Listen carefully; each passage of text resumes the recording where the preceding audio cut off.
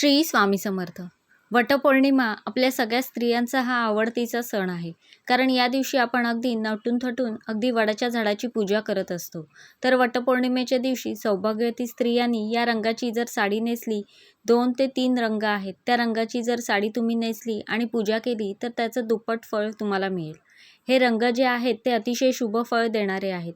प्रत्येक रंगाचं मी तुम्हाला महत्त्व पण सांगेन. पण ज्यासोबत काही रंग शुभ फळ देतात, त्यासोबतच काही रंग जे आहेत त्या रंगाचं जर साड्या तुम्ही नेसून जर पूजा केली तर त्या पूजेचं आपल्याला फळ मिळणार नाही.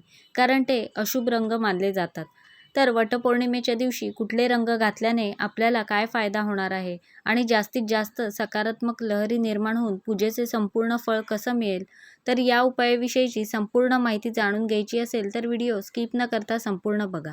आणि चॅनलवर पहिल्यांदा आला असाल तर सबस्क्राईब करा आणि बेल आयकॉनला प्रेस करा, म्हणजे जेव्हाही मी नवीन व्हिडिओ अपलोड करेन त्याचं नोटिफिकेशन सगळ्यात आधी तुम्हाला मिळेल. वटपौर्णिमेची पूजा जी आहे ती आपल्याला शक्यतो 12च्या आत करायची आहे. फार उशिरा करायची नाही. आपण काय करतो, सगळं घरातलं आवरून वगैरे घेतो पहिले, पण हे चुकीचं आहे. काही गोष्टी जर आपण त्या वेळेमध्ये केल्या तर त्याचा आपल्याला जास्त फायदा होतो. आणि आपण बघा, स्त्री जी आहे ती मस्त साडी, दागिने घालून वडाच्या झाडाची या दिवशी पूजा करतो. आणि आजकाल यांना फॅशनकडे ना जास्त लक्ष दिलं जातं. पण संस्कृतीसुद्धा जपली पाहिजे. ते तितकंच महत्त्वाचं आहे. काही नियम महिलांनी प्लीज पाळा. कारण बघा, ही पूजा आपण किती मन लावून करतो, तर त्या पूजेचे जे मेन महत्त्व आहे, त्या पूजेचं फळ मिळणं हे तितकंच महत्त्वाचं आहे. मग फॅशन जी आहे ती आपण थोडंसं बाजूला ठेवू शकतो. आणि बघा, शुभ रंग जे आहेत ते घातल्यामुळे आपल्याला लाभ होत असतो. ते शुभ ठरतात. दुसरी गोष्ट म्हणजे दागिन्यांच्या बाबतीतसुद्धा तसंच मी तुम्हाला काही महत्त्वाचं सांगणार आहे. यासोबतच बांगड्यासुद्धा आपल्याला सौभाग्यवती स्त्रियांची एक खूण असते. तर त्या बाबतीतसुद्धा आपल्याला काही नियम पाळलेच गेले पाहिजेत. तुम्ही समजा साडी नेसणार नाही आहेत, जर तुम्ही ड्रेस घालणार असाल, तर ड्रेसच्या बाबतीतसुद्धा तुम्हाला हे नियम पाळायचे आहेत. या रंगाचे शक्यतो तुम्ही ड्रेस जे आहेत ते घाला. हे रंग जे आहेत ते घातल्यामुळे सकारात्मक लहरी जास्त प्रमाणामध्ये निर्माण होतात आणि पूजेचं फळ आपल्याला मिळत असतं. आपण बघा, महिला रोज असा साजशृंगार करत नाही. अमुक एक दिवशी म्हणजे गुढीपाडवा, अक्षय तृतीया, दिवाळीच्या वेळेस आपण आपली हौसमौज करून घेतो. तर हरतालिकेला सुद्धा. तर त्यामुळे वटपौर्णिमा हा एक त्यातलाच सण आहे. तर आता आपण कोणते रंग घातल्यामुळे आपल्याला काय त्याचा लाभ होतो हे मी तुम्हाला सांगते. सगळ्यात पहिलं आणि महत्त्वाचा रंग म्हणजे हिरवा रंग. देवीला आपण ओटी भरतो, हिरव्या रंगाची साडी अर्पण करतो. हिरव्या रंगाचा चुडा, बांगड्या ज्या आहेत त्या आपण अर्पण करत असतो. पौर्णिमेच्या दिवशी जर महिलांनी हिरव्या रंगाची साडी नेसली तर सर्वोत्तम रंग जो आहे तर तो सगळ्यात उत्तम मानला जातो. नववधूचं बघा, नववधूलासुद्धा शक्यतो हिरव्या रंगाची साडी दिली जाते. आणि सवाष्ण स्त्रीसाठी सगळ्यात शुभ रंग हा हिरवा मानला जातो. कारण हिरवा रंग हा सौभाग्याचं प्रतीक मानला जातो. हिरवा रंग हा आपल्याला सुख समृद्धी प्रदान करत असतो. निसर्गसुद्धा बघा कसा हिरवागार असतो. आणि बघा, हिरव्या रंगाची साडी घातल्यामुळे आपल्या सौभाग्यामध्ये वाढ होत असते. दुसरी गोष्ट म्हणजे हिरव्या रंगाची साडी किंवा बांगड्या घातल्यामुळे भगवान शंकर जे आहेत ते आपल्यावर प्रसन्न होतात. आणि शिवशंकर आणि निसर्गाचं एक जवळचंच नातं आहे. तर त्यामुळे आपल्याला श्रावण महिन्यामध्ये बघा, बऱ्याचशा महिला हिरव्या रंगाच्या बांगड्या, हिरव्या रंगाची साडीसुद्धा घालत असतात. तर त्यामुळे हिरव्या रंगाची साडी घातल्यामुळे आपल्या वैवाहिक जीवनामध्ये अडीअडचणी येत नाही. पती-पत्नीमध्ये सौख्य राहतं. आणि आपण हिरव्या रंगाची साडी नेसून जर आपण पूजा केली तर त्या पूजेचं आपल्याला संपूर्ण फळ मिळतं. त्यामुळे जमल्यास शक्यतो महिलांनी हिरव्या रंगाची साडी नेसा. त्याचा आपल्याला खूप फायदा होईल पूजेचं संपूर्ण फळ मिळण्यासाठी. यानंतर पुढचे महत्त्वाचे रंग म्हणजे लाल आणि पिवळा रंग. बघा, हळदी कुंकू म्हटलं की लाल आणि पिवळा रंग येतो. आणि लाल आणि पिवळा रंग म्हणजे उत्साह आणि आनंदाचे उधळण करणारा असतो. लाल रंग हा उत्साह, सौभाग्य, उमंग, धैर्य, नवीन जीवनाचं तो एक प्रतीक मानला जातो. त्यामुळे लाल रंग हा सुद्धा तितकाच शुभ आहे. त्याचबरोबर पिवळा रंगसुद्धा शुभ आहे. हळदी पिवळी असते. बघा, नवरीला लग्नाच्या आधी हळद लावली जाते. आणि बऱ्याचशा ठिकाणी आपण जेजुरीला बघितलं तर सगळीकडे जेजुरी हळदीने भरलेली असते. तर त्यामुळे देवधर्माच्या गोष्टींमध्ये सुद्धा लाल आणि पिवळ्या रंगाला खूप महत्त्व आहे. त्यामुळे चांगल्या नशिबाची प्राप्ती आपल्या आयुष्यामध्ये होत असते. म्हणून न विसरता तुम्ही लाल आणि हिरव्या रंगाची सुद्धा साडी तुम्ही नेसू शकता. त्या रंगाचा ड्रेस घाला किंवा साडी नेसा. यानंतर पुढचा रंग म्हणजे बघा गुलाबी रंग. गुलाबी रंग हा सुद्धा प्रेमाचं प्रतीक आहे. वटपौर्णिमा हा सण नवरा बायकोचा असतो, म्हणजे आपण नवऱ्यासाठी पूजा करत असतो. त्यामुळे या दिवशी जर तुम्ही गुलाबी रंगाची साडी नेसून पूजा केली तर नवरा बायकोमधल्या नात्यामध्ये ते नातं ना घट्ट होतं. याशिवाय बघा जांभळा रंग, त्यानंतर लाल रंग, पिवळा, केशरी, गुलाबी, चिंतामणी, त्यानंतर पोपटी, चॉकलेटी हे रंगसुद्धा तुम्ही या रंगाचे ड्रेस घालू शकता, साडी नेसू शकता. शक्यतो वटपौर्णिमेला महिलांनी साडी नेसण्याचा प्रयत्न करावा.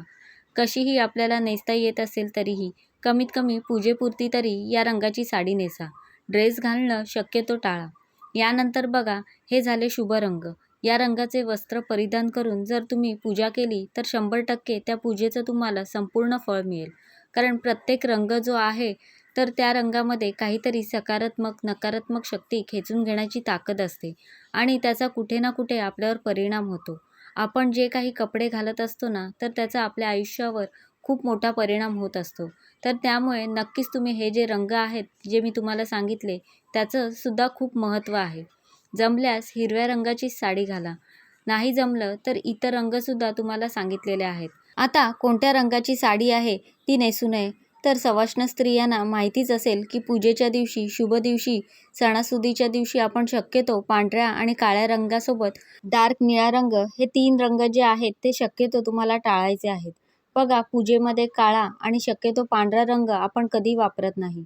शनिदेवांची पूजा सोडून किंवा कालभैरवांची पूजा सोडून या रंगामध्ये जो काळा रंग वापरला जातो. बाकी इतर कुठल्याही पूजेमध्ये, महादेवांच्या पूजेमध्ये आपण पांढऱ्या रंगाची साडी घालत असतो. पण बघा हा जो वटपौर्णिमेचा सण आहे, या दिवशी तुम्हाला काळ्या रंगाची साडी अजिबात घालायची नाही. काळा रंग हा नकारात्मक शक्ती खेचून घेतो. त्यामुळे मग आपण लहान बाळांना काळा टिका लावत असतो काजळाचा, कारण त्यांना नजर लागू नये. तसंच हातापायामध्ये काळ्या रंगाचा धागा घालत असतो आणि शनिदेवांचा काळा रंग अतिशय प्रिय आहे. म्हणून शनिदेव सोडून इतर देवतांच्या पूजेमध्ये, कालभैरवनाथांच्या पूजा सोडून इतर देवतांच्या पूजेमध्ये आपण काळा रंग जो आहे तो घालत नाही. तर त्यामुळे बघा तुम्हाला काळ्या रंगाची साडी नेसायची नाहीये. त्यानंतर दुसरी गोष्ट म्हणजे पांढरा रंग हा शक्यतो जेव्हा यज्ञ, होम, हवन, अभिषेक, महादेवांच्या पूजेमध्ये पांढऱ्या रंगाला जास्त महत्त्व असतं. म्हणून पांढरं धोतरसुद्धा त्या दिवशी महादेवांच्या पूजेमध्ये पुरुष लोक घालत असतात. म्हणून वटपौर्णिमा, हरतालिका, दिवाळी अशा शुभ दिवशी तुम्हाला काळा आणि पांढरा रंग शक्यतो टाळायचा आहे. याचबरोबर डार्क निळा रंगसुद्धा तुम्हाला टाळायचा आहे. तर हे झाले आता कुठले रंग घालायचे नाही. 3 रंग मी तुम्हाला सांगितले, काळा, पांढरा आणि अतिशय डार्क निळा रंग हे सोडून इतर कोणतेही रंग जे आहेत ते तुम्ही घालू शकता. आता हे रंग जे आहेत याच्याने अशुभ परिणाम होतात. पूजा जी आहे त्या पूजेचं फळ आपल्याला मिळत नाही. कितीही मन लावून पूजा केली तरीही त्याचं फळ मिळत नाही. तर हे त्यामागचं कारण आहे. पुढची गोष्ट म्हणजे बांगड्या. बघा आजकाल आपण ज्या रंगाची साडी घालतो त्या रंगाच्या मॅचिंग बांगड्या घालत असतो. तुम्ही मॅचिंग इतर बांगड्या घाला, पण हिरव्या रंगाच्या काचेच्या बांगड्या आवर्जून घालायच्याच आहेत. वटपौर्णिमेच्या दिवशी स्त्रियांनी त्यांच्या हातामध्ये एकतरी काचेची हिरव्या रंगाची बांगडी घालायची आहे. तुम्हाला नाही अगदी डझनभर घालायच्या आहेत, पण एकतरी काचेची बांगडी जी आहे ती घातली पाहिजे. आणि वटपौर्णिमेच्या दिवशी तुम्हाला हिरव्या रंगाच्या काचेची किमान 6 तरी काचेच्या बांगड्या तुम्ही घाला. सोन्याच्या घाला, इतर बेंटेक्सच्या घाला, काहीही घाला, पण त्यासोबत तुम्हाला काचेच्या हिरव्या रंगाची बांगडी जी आहे ती बांगडी घालायचीच आहे. हिरव्या रंगाची बांगडी आणि काळ्या रंगाच्या बांगड्या चुकूनही घालू नका.